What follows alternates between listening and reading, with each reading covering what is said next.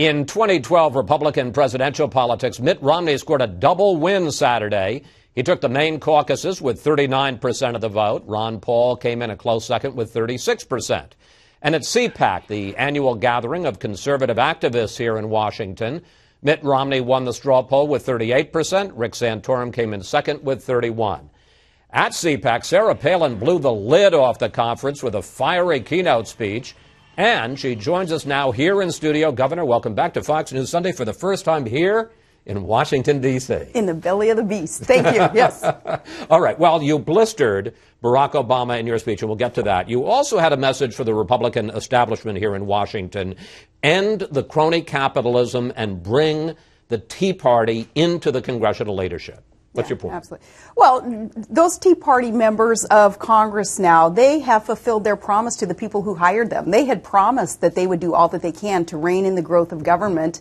And in some ways, they've actually been punished for fulfilling their promises. They've been ostracized. They've been dismissed. They've been lied about by the president. And we would hope that the leadership in Congress, especially within our own party, that they would start at least accepting and really appreciating what these Tea Party members have done, and I would like to see them in leadership positions. Who is, you talk about it, the Republican establishment? Who is the establishment? And is John Boehner part of the establishment? Is Mitch McConnell part of the establishment? And are they part of the problem? I consider anyone part of the establishment. Those who today are fighting to keep the status quo. Those who are allowing government to grow. Who are allowing the president that plastic credit card that's increasing debt.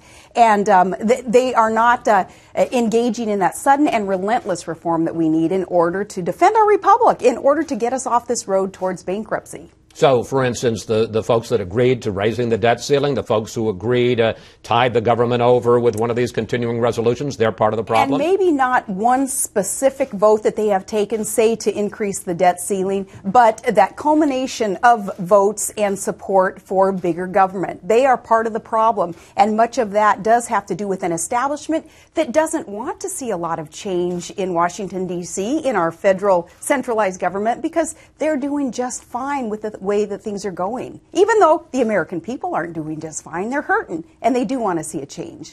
What do you think of what White House Chief of Staff Jack Lew just had to say about the birth control flap and specifically about the idea of a health care mandate?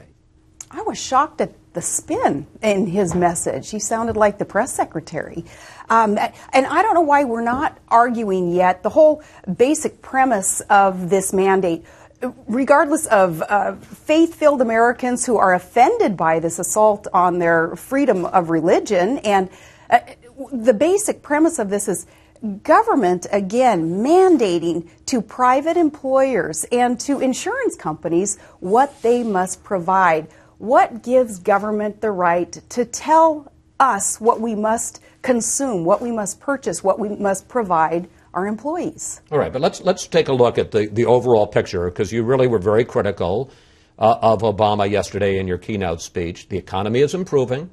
The unemployment rate has dropped 5 months in a row and is now down to the lowest point in 3 years. And as a result, public approval of the president, you can see it up on the screen, is up to 48%, the highest since last June. Aren't things turning around, and doesn't he now have to be favored to win re-election?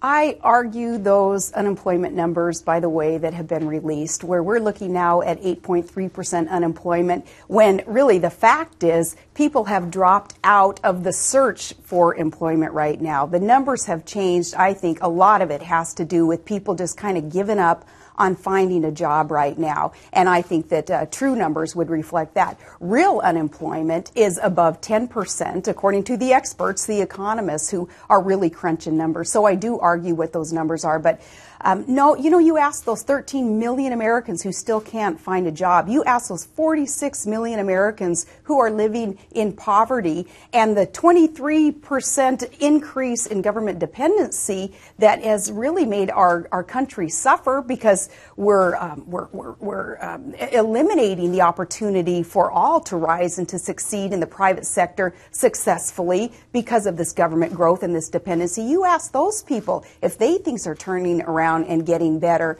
And I bet you will hear from the average everyday American who's not part of kind of the political bubble, but is really being impacted by poor policies and failed policies of our president. And they're going to tell you that no, this president and his failed policies should not be favored to win re-election and continue down the road 4 more years of what we've just seen. Let's turn to the Republican contest, the race for the nomination. What do you think of Mitt Romney? I think he's a great candidate. I honestly think that we have a good slate of candidates, the 4 of them, all with their individual strengths, Chris, and each of them, I believe, they're getting stronger, they're getting better, and that's what competition provides. That's why I want to see the competition continue. Well, it's interesting because a couple of people said to me when I told them that I was going to talk to you, and after watching your speech, in your speech you had to say this, that the party needs a candidate, and I want to get the words right, who instinctively turns to constitutional conservative principles. It's too late to teach that. Yep. Do you trust that Mitt Romney is an instinctive conservative? I trust that his idea of conservatism is evolving, and I base this on a pretty moderate past that he has had, even in some cases a liberal past. Here, he agreed with mandating on a state level what his constituents needed to be provided, needed to purchase in the way of health care under Romneycare, which of course was the precursor to Obamacare. Now that's a problem, but Obamacare. Now that's a new, we'll coin that one. So it is evolving, but what I want to see is that candidate, and I believe that most voters in the GOP and independents, we will want to see that candidate whom we can trust will just inherently, instinctively turn right, always err on the side of conservatism, which means smaller, smarter government, more empowerment for the individual, for the private sector. But it sounds like at this point you're not convinced. I am not convinced, and I don't think that the majority of GOP and independent voters are convinced, and that is why you don't see Romney get over that hump. He's still in the 30 percentile mark when it comes to approval and primary wins and caucus wins. He still hasn't risen above that yet because we are not convinced. But Governor, he's been running for 5 years. And he has spent millions and millions and millions of dollars. So what does he have to do to convince you? Yet. He still needs to be able to articulate what his solutions are to the challenges facing America, but not just Mitt. All 4 of them. They need to quit beating each other up. We already know that the left and the media allies to the left are going to beat up our candidates. They're going to attack their reputations. They'll attack their families. We don't need to do that job for them. We need to hear from our candidates the solutions. What is their plan to get us back on the right road in America? We haven't heard that yet. The discussion needs to continue until we hear that. How do you compare? You've been very honest about Romney. How do you compare Gingrich and Santorum? Against one another, yeah. The 2 of them? Again, everybody does have their strengths. Santorum has been quite bold about social issues that he truly believes in, and he hasn't shied away or backed off from his true foundational beliefs, and I respect that. Most people respect that. Newt has that historical perspective of how America was built, how we became so prosperous and safe and voluntarily generous, how we became an exceptional nation. That historical knowledge can be put to good use as we go forward. We have to know about our past in order to successfully proceed into the future. He brings that with him. Everybody has their strengths. I'm not going to go into their negatives because, as I say, they're already pointing out each other's negatives, and the left will do that too. They all have something to offer, and that is why this is a good democratic process in our republic. HBO. I love looking at your face. Yes. HBO has a movie coming out next month called Game Change about the 2008 campaign, and Julianne Moore plays Sarah Palin. Let's watch. Must we? American woman!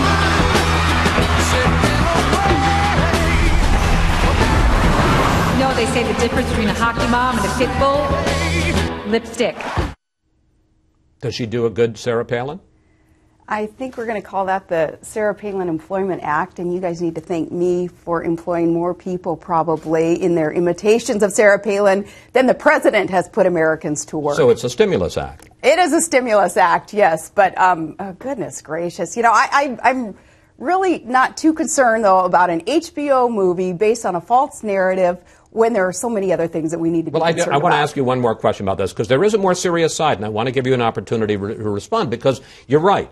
The movie echoes the book in pursuing this narrative that you went into a funk during the campaign, leading up especially to the debate. And I want to just show you some clips, because this is going to be out there. Take a look. It wasn't my fault. I wasn't properly prepped. I miss my baby. I'm sleeping with my baby. She's on the verge of a complete nervous breakdown. You're telling me what to say, what to wear, how to talk. I am not your puppet. Millions of people are going to see that. Well, I'm sorry that millions of people are going to waste their time, and I'm sure that they have more productive and constructive things to do. Is there any truth to that story? I was never in a funk. Thank God I have the right perspective on what really matters in life, Chris. And there's no need to ever be in a funk when you know what right priorities are and what really matters in this life. Are you angry? Are you upset that this story is going to get told and it'll get told to a much bigger audience? I am ambivalent about it. I honestly will not waste my time watching it, and I encourage others to find something else more productive to do. On a much more positive note, you have a wonderful article, I must say, that touched my heart in the latest issue of Newsweek magazine, and you can see it up on the screen, about life with Trig, your little boy, who's almost 4 now, my gosh, and has Down syndrome. And you say when he wakes up every morning, he applauds? He teaches us more than we're ever going to be able to teach him, and that is one thing that he does. He looks around, and it seems to me that he's saying, despite what the world's going to throw at him and anybody else who may be considered a bit disadvantaged, he applauds the day, like, come on, world, show me what you got and I'm going to handle it. And I wrote that article. I was asked to by Newsweek in response to what Rick Santorum did in publicly showing us what really true good priorities are when he got off the campaign trail in order to spend time with his special needs daughter. And I thought that was a beautiful gesture and a wonderful public testimony of putting family first that Rick did. You say you don't teach him, he teaches all of you. Oh, he teaches us. And that he is a blessing. He teaches us. And Chris, Todd and I and Trig's siblings, we went from quite a fearful time, not knowing what to expect, to this time in our life that couldn't be any better, when we see and touch and are surrounded by such love coming from this child that, again, keeps us grounded, keeps everything in perspective, and allows just kind of all the rest of the stuff on the periphery to just go away and not matter so much when we get to focus on this blessing. Governor Palin, thank you. Thank you. Thanks for coming in. It's good to have you inside the Beltway in the real America. In the real America. Well, happy Abraham Lincoln's birthday to you, and may we remember what he thought about Washington and how he wanted to change Washington into a voice for the people. Let us do that today. And we should say yesterday was your birthday, so happy birthday right back to you. Thank you. Appreciate it.